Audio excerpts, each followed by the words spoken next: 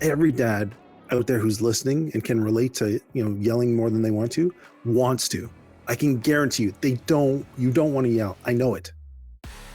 Welcome to the Dad Central Show, the podcast that helps overwhelmed dads conquer stress, build confidence, and become the father their family brags about. Join Drew Solon, a leadership coach and father of 5, and Ed Gow Jr., a fatherhood advocate and contributor to the Good Men Project, as we guide you through the journey of fatherhood. We'll show you how to connect deeply with your family, manage your time and energy better, and master tools to become the dad you want to be. Let's get started. Ever had one of those moments where your kid pushes every button you've got, and before you know it, you're yelling? You're not alone. Today, we're going to be talking about how to keep calm when parenting gets heated. And it never does it? And why staying cool can change everything for your kids and you. So today, we're going to be talking about being calm and not yelling, how to stay cool when it matters most. We're going to look at 3 areas: why we yell. Then we're going to look at the calm reset. And then finally, building a calm culture at home. Drew, you ready for this one? You told me before we put the record button on that you're ready for this one. What are your thoughts on this? Yeah, I'm ready for this one because it's been an important part of my journey. It's also been, it's hard. Let's be real. This is really hard, and I think a lot of dads, they know it's hard. They see themselves struggling in this area, and then they beat themselves up over it, or they've got people around them who beat them up for it. And I don't think that helps the situation. And so I think this is a good conversation because I want to share from what I've learned in the process to shift and create what I think is a much calmer, more peaceful, more connected, more enjoyable atmosphere in the relationship with the kids. Plus, also how to handle those situations where you're not getting the support you need to be able to make the shifts that I know every dad out there who's listening and can relate to, yelling more than they want to, wants to. I can guarantee you don't want to yell. I know it. So I think it's an important conversation. All right, good stuff. So before we move forward, you are watching or listening to Dad Central, a parenting podcast that to reduce stress and build confidence in fatherhood. And as always, our show is sponsored by Dove Men Plus Care. Dove Men Plus Care believes that care is the best of a man. And because when men care for themselves and others, there's a positive impact. All right, let's get into this one. This should be another interesting conversation. First things first, why do we yell, Drew? Why do we yell? I can't speak for everyone else, but I can share what I've learned in the process is there was a feeling of helplessness. That was my experience in recognizing and understanding what was going on in terms of why I was finding myself yelling, especially way more than I wanted to, or way more than I knew was good for myself or for my kids. So that's my lived experience. And I think as we've gone through this path, I've learned and understood just the importance of these underlying emotions that men, let's just be honest, are not socialized or even taught how to manage or how to experience them in healthy ways so that they don't spill out onto others. So that's a little bit of, from my perspective. But Ed, you've got lots of wisdom to share too. So why do we yell? I think part of it is also maybe how we were raised.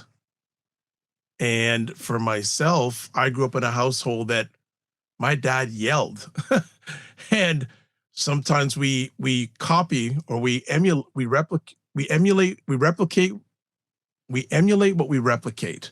So I grew up in a household with a lot of yelling, and I didn't know any other way. So that is one of the reasons, and also just influences around. There's a belief that force and yelling will get you what you want to achieve. And that isn't always the case. And a lot of times it causes more damage than real progress. And I think also we have to look at how yelling impacts kids and the relationship. Because a lot of times you could be yelling in the moment, but you're not thinking about the after effect, the after impacts that it can have on your child, could also have on the family, also on yourself, because that adds stress to yourself. But there's also common triggers that can induce the yelling: fatigue, you may feel disrespected, there's time pressures. There could be a myriad of reasons that go on through that. So that's my add on to that. Yeah, and let's if I can add as well, we're basically going into fight, flight, or freeze, right? You're getting this adrenal, this baked in physiological response because somewhere in your brain, you're essentially recognizing some form of a threat, right? And so that's the important part of the self awareness of what am I actually feeling? What are the thoughts? What are the scripts? What are the unconscious or subconscious beliefs that are actually operating inside me that result in having a physiological response of fight, flight, or freeze, which is ultimately what drives that cortisol being rushed, and then you react as opposed to respond. I mean, the good news is, and we'll talk more about this, is you can actually rewire that process. You can actually learn to take control and manage that built off of awareness, and then be able to make the shifts and rewire your brain for calmer responses as opposed to reactions. Exactly. I also want to just add a really quick story in regards to the impact it can have. A number of years ago, when I was working at Canada's only father focused family center, I had a father come in, and we were on a storefront sort of street location. He came in and he asked me, "How you doing today?" I go, "Fine." And he says, "Look at my son." His son wasn't there. So he thought his son was about maybe 3 or 4 years old, and he thought his son walked in with him, and his son wasn't there. So he freaked out because, yeah, obviously you would, your parent. And within about, he came back in after 2 or 3 minutes, and then a lady from the neighborhood that we were in from the street brought in his child. And it was like, it was good that, all that. But what the father did, he yelled at that child for a good 5 minutes. And the impact I was going through, that impact that had on the child, and I pulled him aside, say, that wasn't a really cool thing to do from my lens. I say, do you know the potential impact that not only has on your little son then, but for years to come on your child? I'll never forget that story. It just really impacted. And this happened a number of years ago, and I can remember it like it happened 10, 15 minutes ago. Yeah. Well, since you brought it up, let's quickly debrief that. What I think happened is that he was afraid, and men in particular don't know how to handle difficult feelings like feeling fear. He was what could have happened to my son? I don't know. Like, and instead of recognizing his own fear and learning to process and breathe through the fear created this fight, flight, or freeze reaction. And so what did he do? He went to the default, which is what many men experience growing up, is the default of like, I can express anger safely, instead of recognizing what he was feeling and then thinking about what would my child be feeling. I'm an adult and I was afraid, but what would a child whose I am the sense of security in the world for them, and what would they be feeling, and then be able to meet his child or go and consider what his child would be feeling and say, like, I'm so sorry that we got separated. I'm so sorry that it was probably scary for you. If it's a 3, 4, 5 year old, they don't know, and they're only ruled by emotion. And so to be able to relate to and meet his child there and support and encourage his child was a huge, I'd say, missed opportunity. And instead, he left, as you said, probably some significant um, pain in his Mhm, child from that mhm. experience. So, anyways, let's move forward and figure out Yeah, how do we rewire ourselves so that we can do this and support our children as well as supporting ourselves. yeah. The calm. We're talking about the calm reset. So, what are some practical tools, Drew, that you want to share with our family in regards to this? Yeah, well, we talked briefly about this in another episode, but it's essentially stop, drop, and breathe is the I think, most powerful technique. Why? Because when our bodies are flooded with cortisol, it's basically that mammalian brain. It's like there's a threat, like there's a tiger jumping out of the woods. You basically got to run for your life. That's literally what's going on inside your body.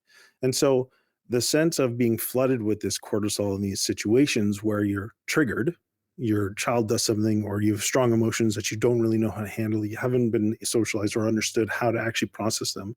you're you have to actually, the only way you can really do it physiologically is breathing. And you have to also use your mind to control the natural body's reaction of instinct, fight, flight, or freeze, to say it's not an emergency. Guess what? There's not a tiger jumping out of the woods trying to eat me. Because when your child is having a tantrum on the floor in the middle of the store, and what's really going on for you is like you're embarrassed and you feel like people think I'm a bad dad or I'm a bad parent, you're going into shit. There's a tiger coming at me. Well, guess what? There's not a tiger. It's just a child who's ruled by emotion, who's upset, and who cares what anyone else thinks in the store? Because guess what happens? My child is showing me that they need help. They need support. So we have to control ourselves in that moment by having a mantra. It's not an emergency, or my child's having a hard time. They need me, or stop. Just say to yourself, stop, drop. Okay, breathe and breathe, because the breathing takes you out of the fight, flight, or freeze and helps you actually access your higher order thinking, your prefrontal cortex, as opposed to your brainstem, which is the where you're reacting from. Right? You have to override it with your brain. And so that's what the mantra or the talking is: stop, drop, and breathe. And then the breathing helps your body actually come out of that adrenal overload, essentially, and want to react. So, sorry, I had to No problem. break It's that all down. good. Stop, number one, pause. Mhm. Don't react. Stop yourself. And this is the greatest challenge I've had, right? Then you got to drop your agenda, your idea, or recognize what's actually going on for you. What's the script, right? I gotta do something here. You don't have to. And then breathing gives you that opportunity to create some space to actually access your brain and say, okay, what does my child actually need here? What's most important in this situation right now? Is my child about to get run over in the street and I have to react? Or is my child simply having a hard time and I just need to be able to meet them where they're at? So I think that's the core of it. So actionable tools is stop, drop, and breathe. That's number one.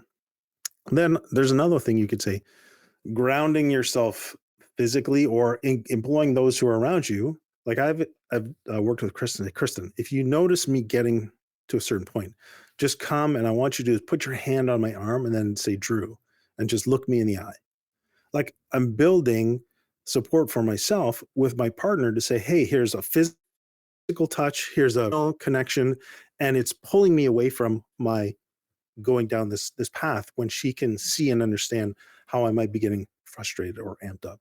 So I think that those are two practical pieces. I'm going to stop there because, as you know, Ed, I can go off on this one because I think it's been such a challenge for me, but Yeah. I've seen such huge growth and the difference it makes because it's so powerful. Excellent. Well done, and we're really celebrating your progress in this area. I also want to no, I'm being serious, and it's a journey, right? So we work on getting a little bit better each day when it comes to things like this. And I just want to add, using a calm tone and body language is as leadership, not weakness.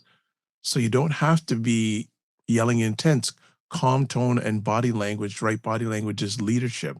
And also a quote here: calm is contagious. So when you, dad, lead with calm, your kids will follow. Calm is contagious. So when you, dad, lead with calm, your kids will follow. So let's talk about our third thing today: building a calm culture at home. Thoughts, Drew?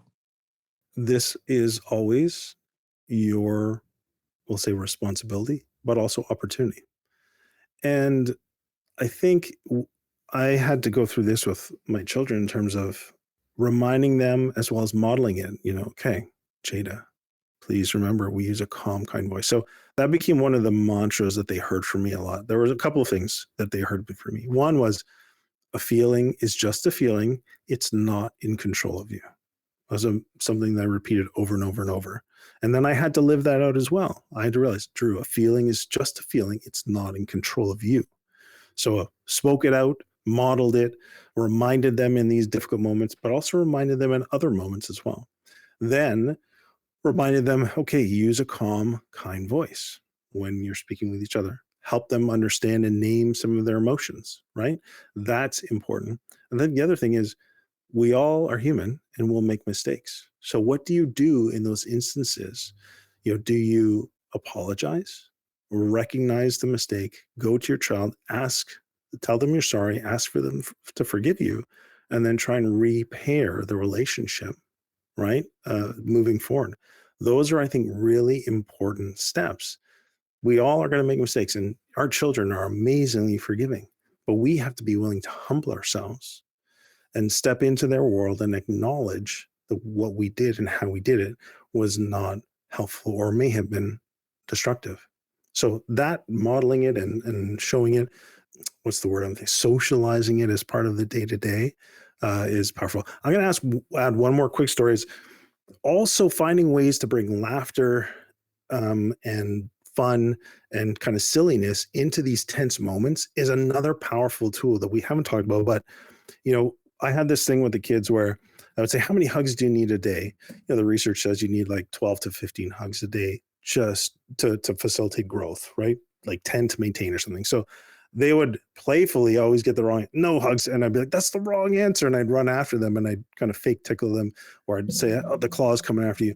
And what would happen in those moments, it would shift what would be a tense sort of, agitating moment into more of this like fun, playful, and inevitably almost every single time, even if my kids are in bad moods and they were like, they would shift into this play. And then next thing you know, whatever was causing tension would kind of evaporate and we'd all be able to reconnect and then just be able to move forward. So that's a powerful tool. Maybe we'll do another episode just specifically on that tactic of leveraging play and silliness and spontaneity. Excellent. Only thing I'll add to what Drew has shared, also making sure you have repairing moments when you do yell. So lead with an apology, also do reconnecting, and also rebuild the trust. And another quote here, you can't always control your kids' behavior, but you can always control your own response. So as we start wrapping up today's episode, 3 things that we covered today. We covered why we yell. We also covered the calm reset. And then finally, we talked about building a calm culture at home. And some key takeaways: awareness turns reactivity into choice. Then we have calm isn't a weakness, it's leadership. And then every moment of repair strengthens connection. So you don't have to be a perfect dad, just a present one. Every time you choose calm over yelling, you're building safety and trust in your home. And that's what real strength looks like. Drew, what resource do we have for our family today? I think we have the 7-step guide to stop yelling on our website. Great resource. Simply download it, follow through it, and do the work, and you will see a difference. Excellent. Well, as always, want to say thank you for giving the most important thing, your time, to hang out with us, and looking forward to seeing you soon. As always, don't just manage your time, manage your energy. Remember to give yourself grace, and maybe we'll do a part 2 of this. I think Drew wants to. You could tell by his energy today. Be well and keep the faith. Take care.